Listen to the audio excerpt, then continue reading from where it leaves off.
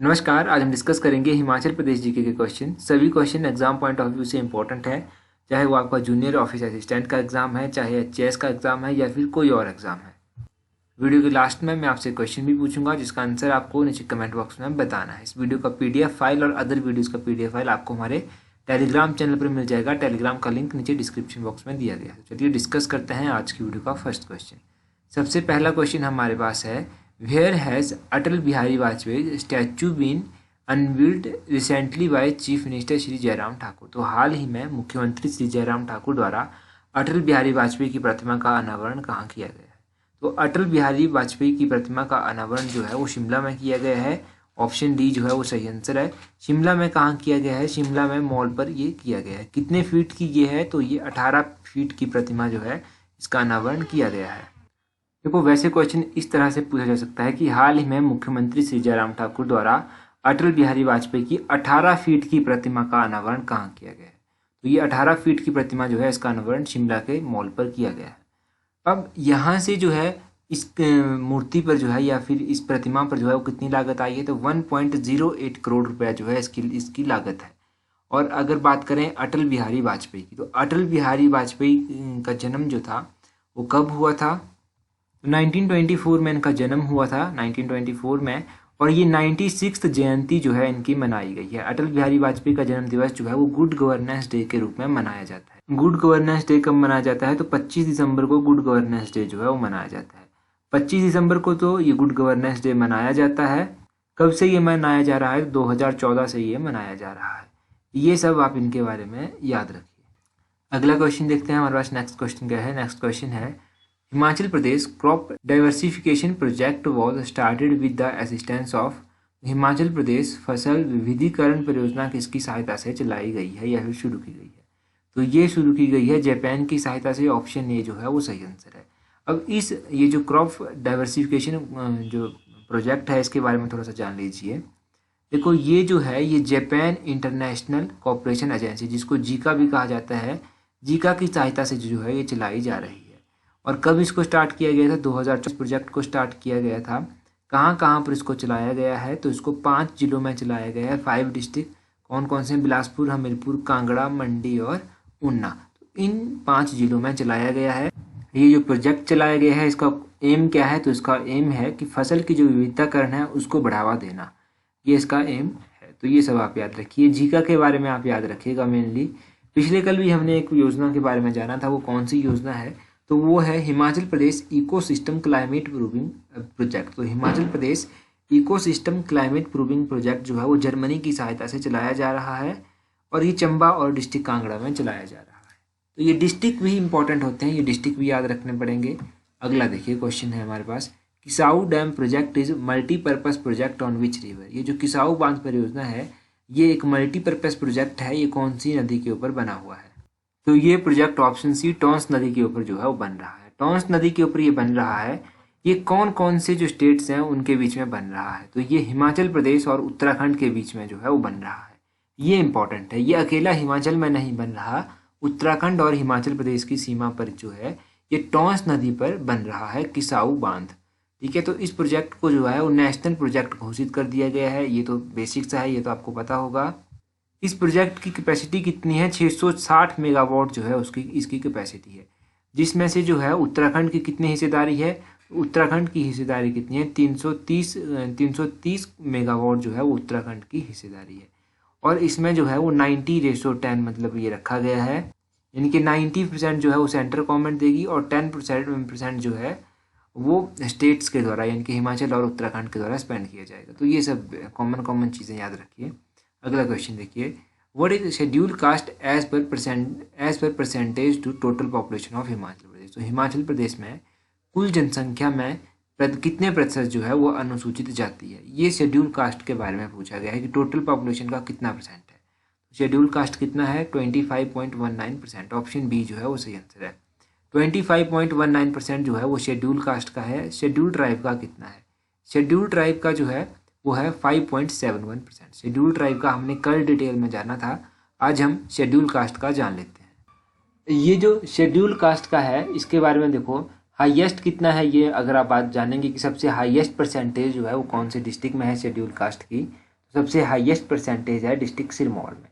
District Sirmaur में जो है ओवरऑल परसेंटेज का 30.34% जो है वो शेड्यूल कास्ट का है। सबसे लोएस्ट कहाँ पर है? सबसे लोएस्ट जो है वो लाहौल स्पीति में है।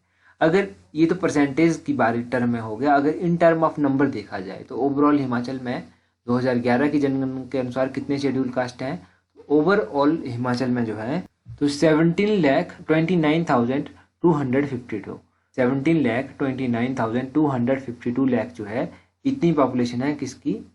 ये है शेड्यूल कास्ट की। और हाईएस्ट कहाँ पर है? हाईएस्ट है डिस्ट्रिक्ट कांगड़ा में। डिस्ट्रिक्ट कांगड़ा में कितनी है? 3,19,385 ये है। तो ये पॉपुलेशन के बारे में आप याद रखिए in term of percentage, in term of number. थोड़ा सा याद रखने में मुश्किल होगी, बट एग्जाम में पूछी जाने की संभावना भी जो है वो यहाँ से काफ़ी बन जाती है। अगला क्वेश्चन देखते हैं। अगला क्वेश्चन है Dehra Gopipur of Kangra district falls in which zone. ये जो डिस्ट्रिक्ट कांगड़ा का देहरा गोपीपुर है ये कौन से रीजन में पड़ता है? तो ये जो देहरा गोपीपुर है ये कौन से रीजन में पड़ता है? ये पड़ता है ह्यूमिड सब ट्रॉपिकल जोन में। ऑप्शन ए जो है वो सही आंसर है। पहले ही हमने कुछ दिन पहले ही एक स्पेशल वीडियो इसके ऊपर बनाई थी। अभी बात करते हैं इन ट्रॉपिकल जोन्स के बारे में फिजियोग्राफिकली। यहाँ पर देखिए फिजियोग्राफिकली हिमाचल प्रदेश को कैसे कैसे डिवाइड किया गया है। सबसे पहले तो देखिए वेट सब टेम्परेट जोन में क्या क्या आता है। तो वेट सब टेम्परेट जोन में पालमपुर आता है, धर्मशाला आता है डिस्ट्रिक्ट कांगड़ा का, जोगिंदरनगर आता है, डलहौजी आता है। उसके बाद ह्यूमिड सब ट्रॉपिकल टेम्परेट जोन है, तो ह्यूमिड सब टेम्परेट जोन में डिस्ट्रिक्ट ऑफ कुल्लू आते हैं, डिस्ट्रिक्ट ऑफ शिमला आते हैं, कुछ पार्ट आता है मंडी का, सोलन का, चंबा का, कांगड़ा का, सिरमौर का। ड्राई टेम्परेट अल्पाइन हाईलैंड्स में क्या क्या आता है? तो यहाँ पर लाहौल स्पीति आता है, पांगी आता है और किन्नौर आता है। उसके बाद ह्यूमिड सब ट्रॉपिकल जोन में क्या क्या आता है? तो बिलासपुर आता है, Bhatiyat valley of district Chamba आता है, नालागढ़ ऑफ सोलन आता है और देहरा गोपीपुर एंड नूरपुर ऑफ कांगड़ा आता है। ये ह्यूमिड सब ट्रॉपिकल जोन में आता है। देहरा गोपीपुर और नूरपुर कहाँ आते हैं? ये ह्यूमिड सब ट्रॉपिकल जोन में आते हैं। उसके बाद यहाँ पर देखिए सब ह्यूमिड सब ट्रॉपिकल जोन में क्या क्या आता है? तो सब ह्यूमिड सब ट्रॉपिकल जोन में ऊना आता है, पौंटा साहिब आता है सिरमौर डिस्ट्रिक्ट का और इंदौरा ऑफ डिस्ट्रिक्ट कांगड़ा आता है। तो ये सब आप याद रखिए। अगला क्वेश्चन देखते हैं हमारे पास क्या है। अगला क्वेश्चन हमारे पास है what is the geographical area of Kuthar princely state before 15 अप्रैल 1948। 15 अप्रैल 1948 से पहले आपको पता है कि हिमाचल में रियासतें थी, प्रिंसली स्टेट्स थे। तो कुठार प्रिंसली स्टेट का एरिया कितना था? वो कुठार प्रिंसली स्टेट का एरिया था ऑप्शन ए 1 स्क्वायर मीटर। बाकी कुठार जो था वो सबसे छोटा प्रिंसली स्टेट था। कुठार के बाद दूसरे नंबर पर कौन सा आता है? तो रतेश जो है वो दूसरे नंबर पर आता है। रतेश ठकुराइन का एरिया था 2 स्क्वायर मीटर। रतेश के बाद जो है वो तीसरे नंबर पर कौन सा आता है? तो रतेश के बाद जो है वो देलट आता है। तो देलट का एरिया कितना था? ये था 4 स्क्वायर किलोमीटर। सबसे बड़ा प्रिंसली स्टेट कौन सा था? सबसे बड़ा प्रिंसली स्टेट था रामपुर बुसहर। रामपुर बुसहर का एरिया कितना था? वो था 3651 स्क्वायर किलोमीटर। बाकी कुछ और जो एग्जाम में अभी तक पूछे गए हैं, तो देखो एग्जाम में जैसे पूछा गया था भागत प्रिंसली स्टेट का एरिया कितना है? तो वो है 33 स्क्वायर किलोमीटर। भागल प्रिंसली स्टेट का कितना है? वो है 120 स्क्वायर मीटर। और बलसन का कितना है? बलसन का है 7.5 स्क्वायर मीटर। और रतेश का कितना है? ये तो मैंने आपको बता दिया। तो ये सब आप याद रखिएगा। वैसे तो 26 प्रिंसली स्टेट थे, तो 26 के 26 आपको याद रखने की ज़रूरत भी नहीं है। कुछ इंपॉर्टेंट याद रखिएगा, वही एग्जाम में पूछे जाते हैं। अगला क्वेश्चन देखिए। अगला क्वेश्चन हमारे पास क्या है? Viceregal lodge was designed by which British architect. तो वाइसरेगल लॉज था वो किस ब्रिटिश आर्किटेक्ट के द्वारा डिज़ाइन किया गया था? तो ये हेनरी इरविन के द्वारा डिज़ाइन किया गया था। ऑप्शन बी हेनरी इरविन जो है वो सही आंसर है। आज हमने बिल्डिंग्स के बारे में कुछ जानना है। बिल्डिंग्स के बारे में भी काफ़ी टाइम से रिवाइज नहीं हुआ है। यहाँ पर देखिए ये जो रॉटनी कैसल बिल्डिंग है ये 1838 में बनी थी। ए ओ ह्यूम ने यहाँ पर इंडियन नेशनल कांग्रेस की स्थापना की थी, मतलब विचार उनके मन में यहाँ पर आया था। गॉर्डन कैसल बिल्डिंग जो है वो 1901-1904 में न्यू गॉथिक आर्किटेक्चर में बनी है। प्रेजेंट टाइम में यहाँ पर अकाउंटेंट जनरल ऑफिस स्थित है। पोस्ट ऑफिस बिल्डिंग जो शिमला की है वो 1882 में बनी थी। कॉनी कॉटेज इस बिल्डिंग का नाम है। राष्ट्रपति निवास बिल्डिंग जो है इसको रिट्रीट के नाम से भी जाना जाता है, ये 1850 में बनी थी। Presently commander house of architect जो है ये भी द रिट्रीट के नाम से जाना जाता है। वाइसरेगल लॉज जो है ये 1888 में बना था, ट्यूडर आर्किटेक्ट स्टाइल में बना था। 1965 में डॉक्टर सर्वपल्ली राधाकृष्णन के द्वारा इसे हैंड ओवर कर दिया गया था Indian institute of advance study को। प्रेजेंट टाइम में ये जो वाइसरेगल है ये Indian institute of advance study यहाँ पर स्थित है। पंजाब हाई कोर्ट जो है ये ट्रांसफ़र किया गया था चंडीगढ़ को 1955 में। HIPA Himachal institute of public administration की स्थापना 1 जनवरी 1974 को हुई थी। इस बिल्डिंग का नाम है फेयरलॉन्स बिल्डिंग। इसको आर डिक्सन के द्वारा कंस्ट्रक्ट किया गया था। अगर इसके बाद अगला हम देखेंगे तो अगला है ओकोबर। ओकोबर जो है वो हिमाचल प्रदेश मुख्यमंत्री का ऑफिशियल रेजिडेंस है। इंपेरियल बैंक ऑफ इंडिया जो है ये डेलजेल हाउस के नाम से भी जाना जाता है। रविंद्रनाथ जब शिमला आए थे तो वो वुडफील्ड बिल्डिंग में ठहरे थे। हिमाचल प्रदेश हाई कोर्ट की बिल्डिंग का नाम है रेवेंसवुड बिल्डिंग।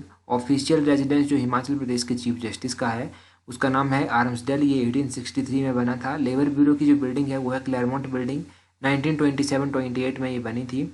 लेबर ब्यूरो की बिल्डिंग जो था इसके बारे में पूछा भी गया था अभी एग्जाम में। लेबर इंस्पेक्टर का जो एग्ज़ाम था तो हेनरी इरविन जो है ये टाउन हॉल बिल्डिंग का नाम है। इन्होंने डिज़ाइन किया था इसको, मतलब हेनरी इरविन ने टाउन हॉल बिल्डिंग को। बार्न्स कोर्ट 1832 में नियो टोडर आर्किटेक्ट स्टाइल में बना था। राजभवन भी इसको कहते हैं। रेलवे बोर्ड की बिल्डिंग जो है ये हेरिटेज हाउस और लो विले हाउस के नाम से पहले जानी जाती थी। 1996-97 में ये बनी थी। प्रेसिडेंटली सेक्रेटरीट जो हिमाचल प्रदेश सरकार का है वो अलरजाइल बिल्डिंग में स्थित है। Wild flower hall Lord Kitchener का रेजिडेंस रह चुका है। यूएस क्लब शिमला जो है वो सर जेरेमिया बैरेट का रेजिडेंस रह चुका है। और गेटी थिएटर शिमला जो है वो 1887 में न्यू गॉथिक आर्किटेक्ट स्टाइल में बना था। तो ये सब आप बिल्डिंग्स के बारे में याद रखिए।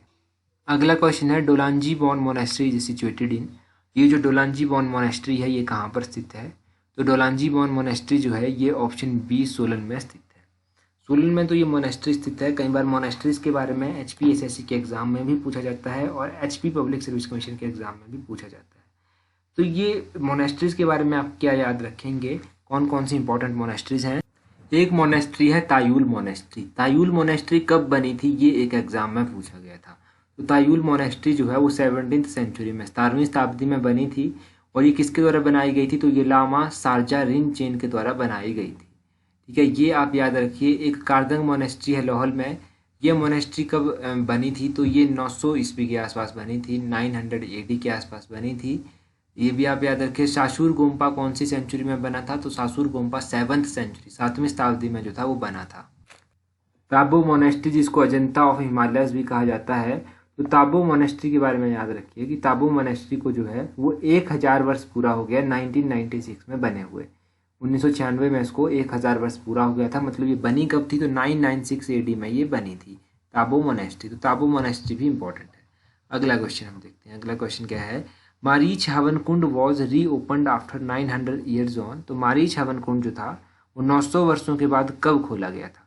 मारीच हवन कुंड 900 वर्षों के बाद 22 फरवरी 2005 को खोला गया था। ऑप्शन डी जो है वो सही आंसर है। ये जो मारीच हवन कुंड है ये कहाँ पर है? तो ये मारीच हवन कुंड जो है वो डिस्ट्रिक्ट शिमला में स्थित है। शिमला में स्थित है। ये कौन सी शेप में बना हुआ है? तो ये पंचमुखा शेप में जो है वो बना हुआ है। कब इसको रीओपन किया गया था ये आपको पता चल गया। 22 फरवरी 2005 में इसको ओपन किया गया था। 900 वर्षों के बाद इसको ओपन किया गया था। अगला क्वेश्चन क्या है? निम्नलिखित में से कौन सा संयोजन जो है वो सही नहीं है? तो इनमें से कौन सा कॉम्बिनेशन सही नहीं है? 4 ऑप्शन आपके पास दी गई हैं। ऑप्शन ए जो है वो सही आंसर है। कन्नम मोनेस्ट्री जो है वो सही नहीं दी गई है। ये क्वेश्चन शायद हमने पहले भी डिस्कस किया है। तो बाकी ध्यान कुंड देखिए, ध्यान कुंड चंबा में स्थित है। दरान Ghati wild life century Shimla में स्थित है। कन्नम मोनेस्ट्री कहाँ पर है? कन्नम मोनेस्ट्री लाहौल स्पीति में नहीं है, ये किन्नौर में स्थित है। तो कानम मोनेस्ट्री के बारे में आपको पता चल गया, ये किन्नौर में स्थित है। बाकी डिस्ट्रिक्ट शिमला में कौन कौन सी वाइल्ड लाइफ सेंचुरी स्थित है?